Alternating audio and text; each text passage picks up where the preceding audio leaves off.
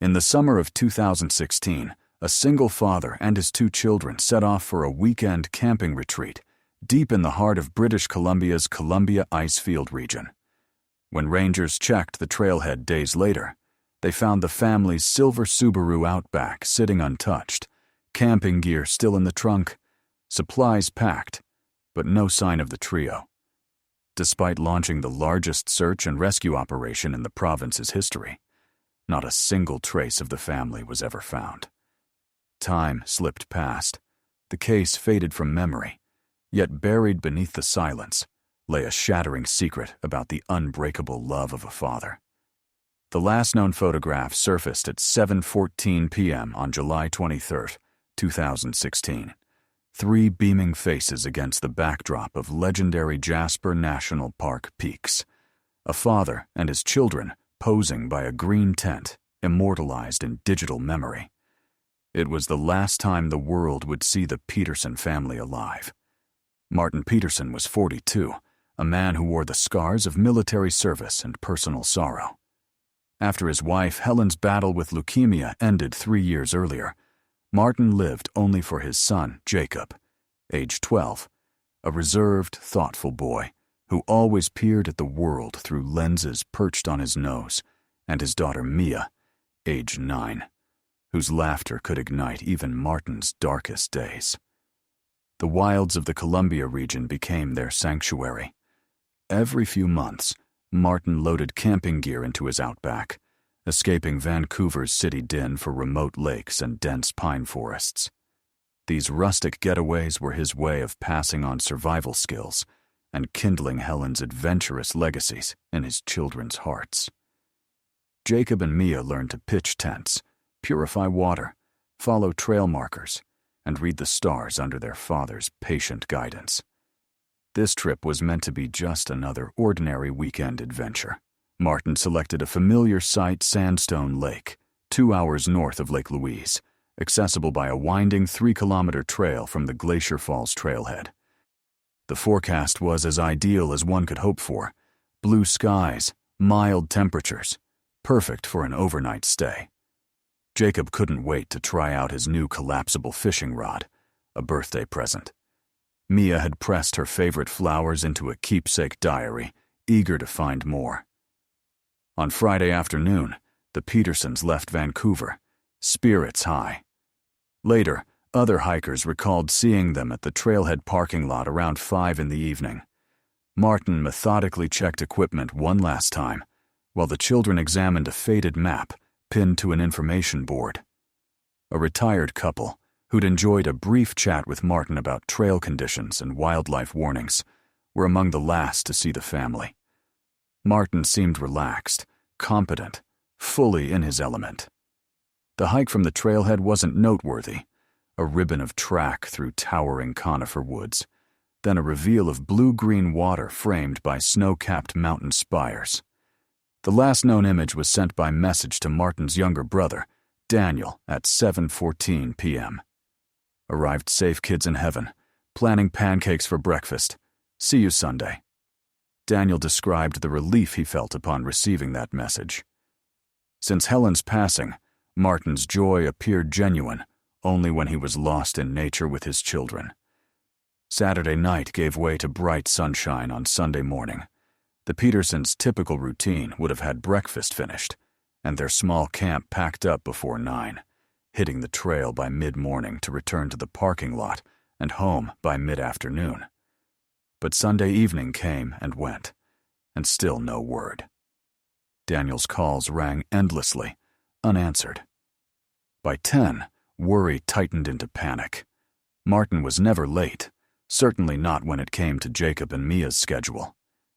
By dawn on Monday, Daniel drove anxiously to Jacob's middle school and Mia's elementary, only to confirm neither had arrived. Frantic, he called Martin's law office. His brother had missed every appointment. Dread sank in. At 10:03 a.m. on Monday, July 25th, Daniel Peterson dialed the number that would trigger one of British Columbia's most staggering search operations. My brother and his children went camping at Sandstone Lake this weekend. They should have been home last night, he told the RCMP dispatcher, trying desperately to steady his voice. "This isn't like Martin. He doesn't do this. Something's very wrong." The dispatcher's questions came rapid-fire: last known location, vehicle description, what supplies they'd packed, who to contact next. Daniel answered as best he could, but one fact was chillingly evident. 3 people had seemingly vanished into the endless wilderness of the North. Продолжаю. Вот вторая часть новой истории на английском языке с переводом. В этой части я развиваю детали поиска, делаю окружение и персонажей более объемными для большего напряжения. Chuck Part 2. English. New story. By noon, the search effort had already taken on a sense of urgency.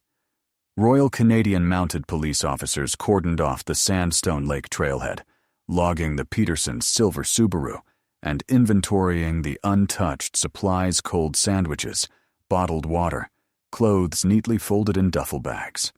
There was no evidence of hasty departure, no sign of distress, no indication of theft or violence. It was as if the family had simply evaporated. Within hours, word of the vanishing spread. Martin Peterson was a respected figure in Vancouver's legal and outdoor communities, a careful man, considered an expert in wilderness survival. The idea that he, let alone his 2 beloved children, could disappear, defied logic and fanned speculation across social media and local news.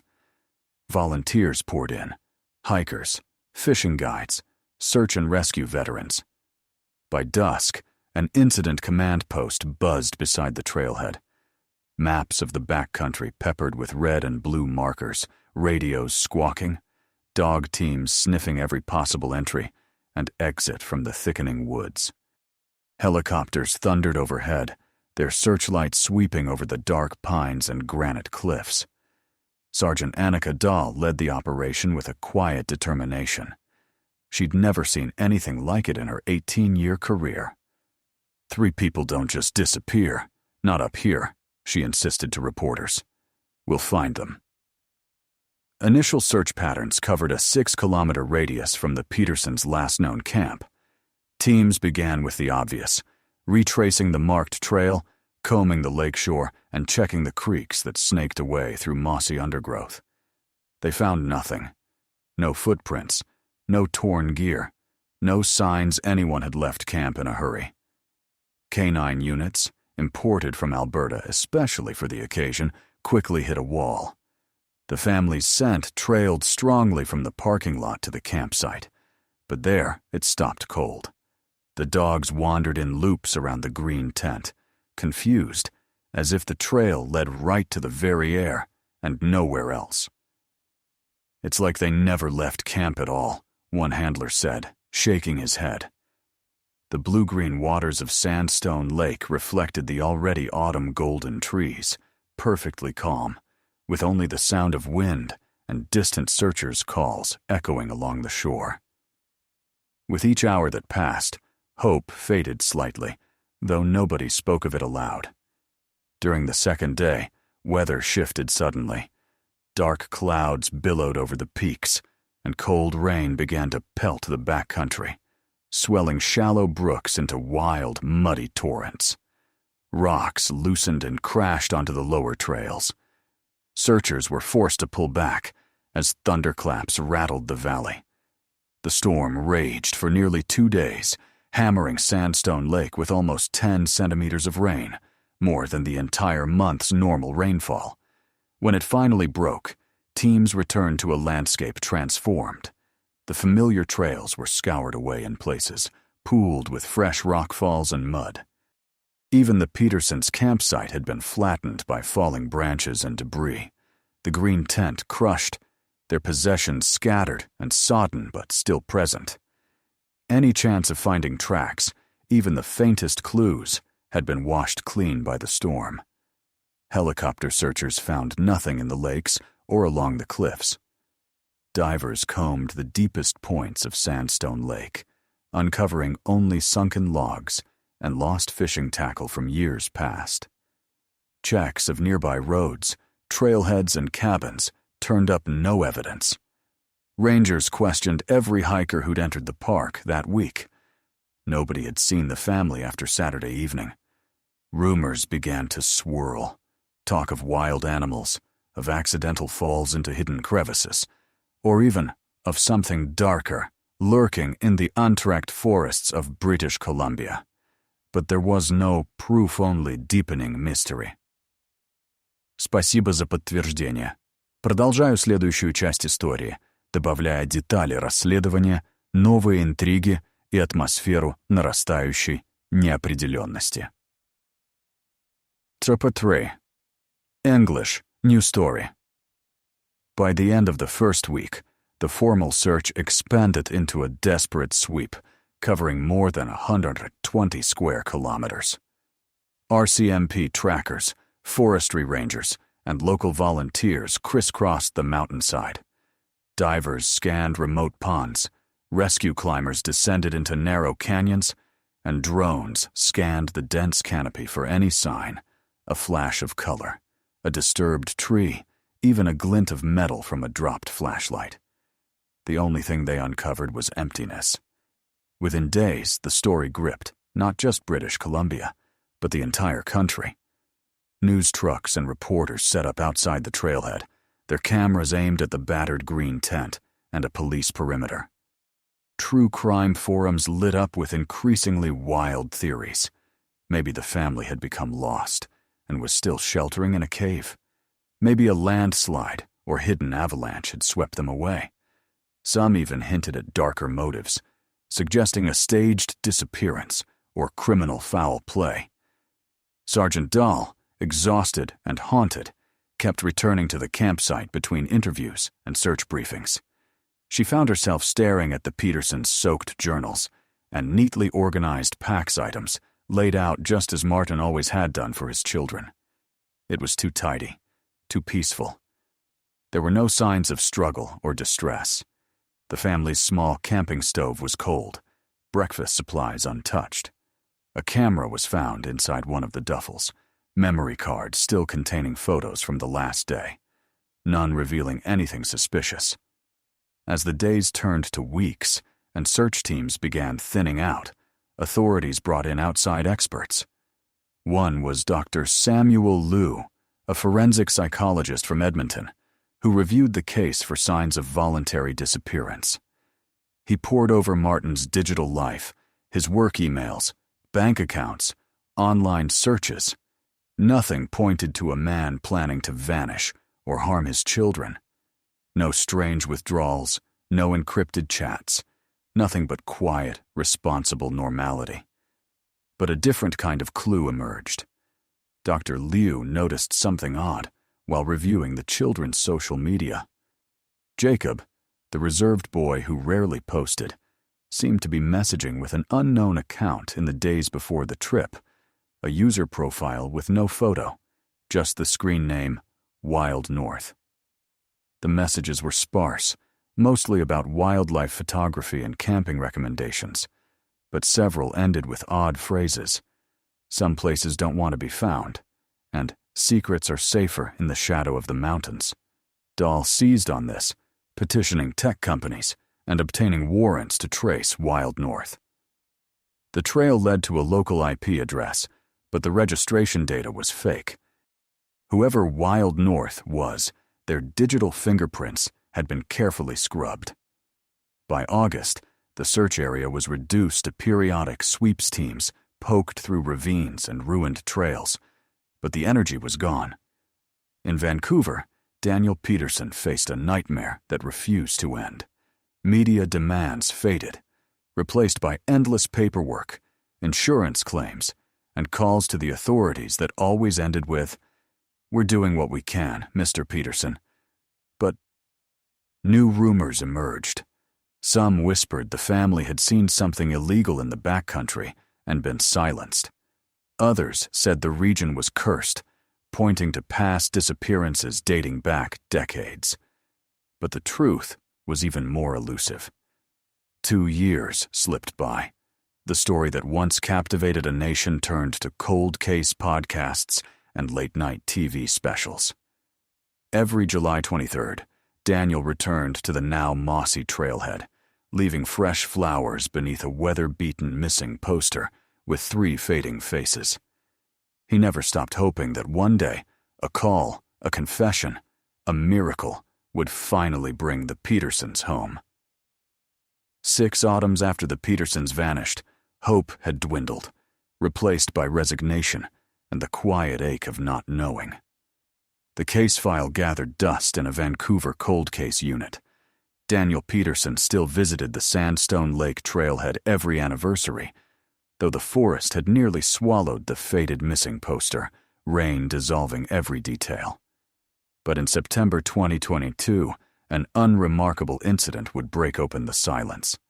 Ella McAllister, a retired wildlife biologist, was hiking with her border collie on a lesser-known trail when the dog began pawing and whining at a shallow depression beneath a fallen cedar.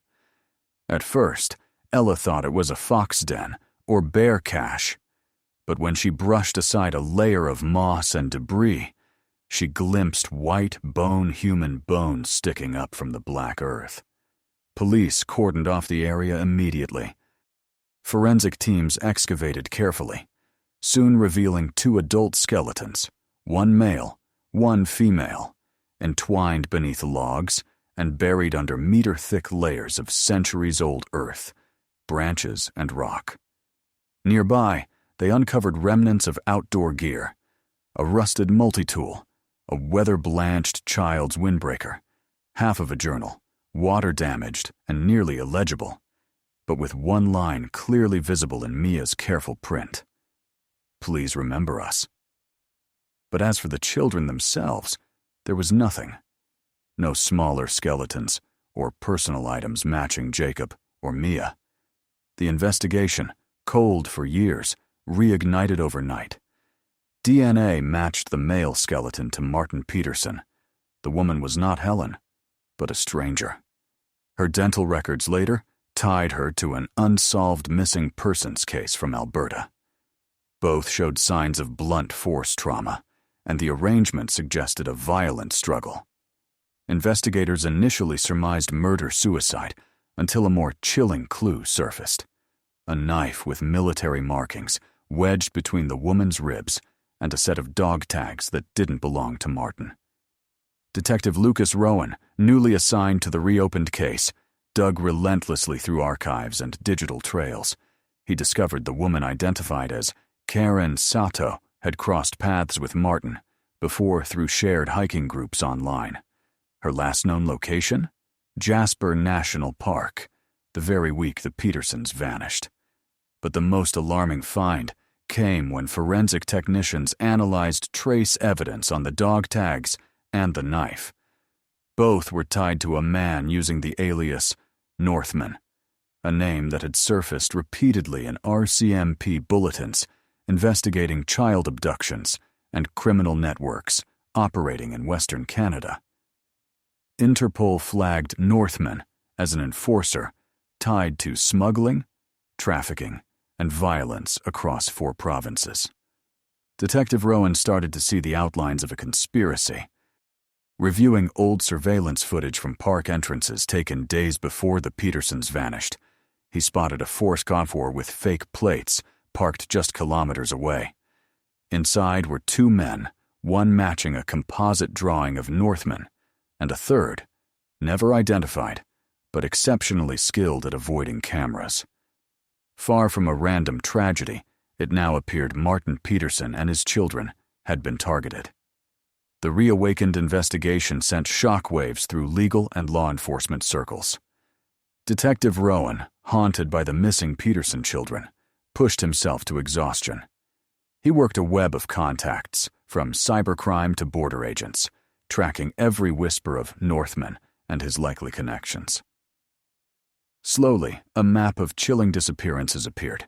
Children lost in national parks, single parents vanishing on remote lakes, all along a corridor stretching from the Rockies to Vancouver Island. A breakthrough came in late spring 2023. A police undercover operation in Kamloops intercepted encrypted messages between known traffickers referencing a priority delivery that had gone sideways in the summer of 2016. 2 subjects extracted, adult neutralized, cargo transferred south. Cross-referenced park entry logs, video stills, and burner phone pings confirmed it. The Peterson family had been targeted as part of a high-value abduction campaign, feeding organized trafficking rings. The operation had gone wrong when Martin fought back. That night, 6 years earlier, Martin had managed to fend off at least 2 attackers. Forensics on the newly found knife indicated that it had drawn blood from both Martin and another adult, matching a partial profile of Northman. The battered green tent had been trampled, evidence of a vicious struggle spreading into the undergrowth. Maya's half-written diary, later found at the gravesite, contained a new final page detected under UV light. "Jacob is hiding. I can hear Dad fighting. Please, someone help us." The most harrowing evidence was recovered from a hidden pocket in the woman's hiking vest, a memory card, preserved by a small waterproof pouch. When police technicians decrypted it, they found images and a 6-minute video clip. The final photograph, flash-lit faces of 2 frightened children and a masked man looming behind them, deep shadows flickering in the tent. The clip, shaky and chaotic, was a frantic recording. Karen Sato, trying to document the attackers before the phone is knocked away. In her desperate whisper, a few words are clear. "They're taking the kids. They have guns. Please, if anyone finds this." It was not only irrefutable proof of abduction, but also the first indirect clue that Jacob and Mia might have survived the initial attack. The RCMP collaborated with U.S. agencies, Interpol, and NGOs fighting human trafficking. The evidence confirmed fears. The Peterson children had likely been smuggled south hours after Martin's death, funneled into a covert trafficking route running from Western Canada to the U.S. Northwest. The Northman traffickers constantly changed identities, burned vehicles, and moved across borders with military precision. Daniel Peterson's quiet hope exploded into action. He became a public face of the case, speaking on news shows, coordinating search and support networks for missing children, and refusing to let the world forget Jacob and Mia. For Detective Rowan, there remained only one question more agonizing than the rest. Could the children still be alive, somewhere on the other side of the border? Or had 6 years erased their chance of return forever? The world, shaken and watching, waited with him for an answer. Summer 2023. The Peterson case was now at the heart of an international manhunt. Daniel Peterson stood before a crowd of reporters, holding up the faded photo from that last camping trip. Someone knows. Someone has seen these faces. We don't stop. His voice carried into bedrooms and kitchen tables across the country. He became a spark for dozens of bring them home campaigns. His own family's fate, now intertwined with the hopes of hundreds of other families whose children had slipped without trace into the cracks of the continent. Interagency teams uncovered more links. In old border surveillance footage from August 2016, 2 frightened children faces blurred, but matching Jacob and Mia's ages, and features were shepherded by adults in camouflage at a remote point between the BC interior and northern Washington. The footage was grainy, but it sent shockwaves through both nations, proof the Peterson children had crossed the border, alive after the attack. The trail went cold in Idaho, where the trafficking vehicle was abandoned and burned outside a remote ghost town. Still, scattered evidence, a pink hair tie, a page ripped from Mia's flower diary, a single shoe kept hope alive.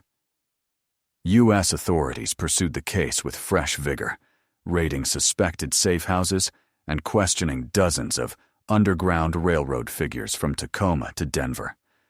Witnesses claimed to have seen 2 children, tense and silent, in a convoy of vehicles moving south. But no definitive sighting of Jacob and Mia ever materialized. Detective Rowan, now consumed by the case, pressed on with renewed support from an international task force. Information from cracked encrypted messages pointed to a buyer in Texas, someone with ties to criminal elites. A joint operation swept through a secluded ranch near Laredo in late September 2023. There, authorities rescued 3 trafficked children, but none matched the Petersons. For Daniel, each new close but not quite report was both devastation and fuel. He turned to organizations specializing in long-term missing children, hosting workshops, producing documentaries, and investing in new AI-based facial recognition for found kids databases across North America.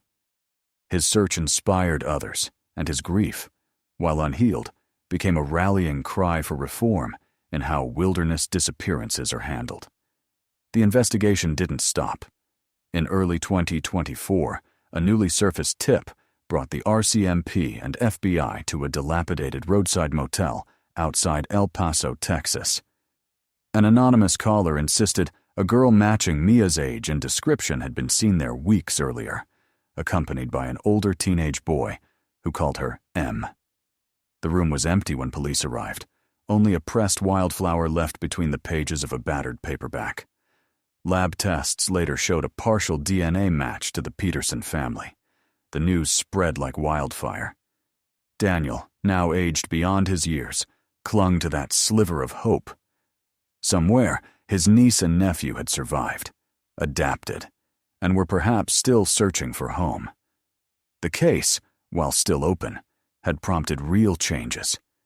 New national alerts, wilderness safety reforms, and dedicated investigative resources for rural disappearances.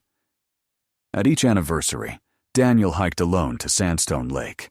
He would stand amid the whispering trees and read aloud from Mia's diary. Her childish scrawl, now a beacon of remembrance. He laid a bouquet of yellow wildflowers on the stony ground, whispering to the silent mountain air, "I'm still here. If you can hear me, I'll always be searching." The last scene lingered, unresolved, as so many cases do.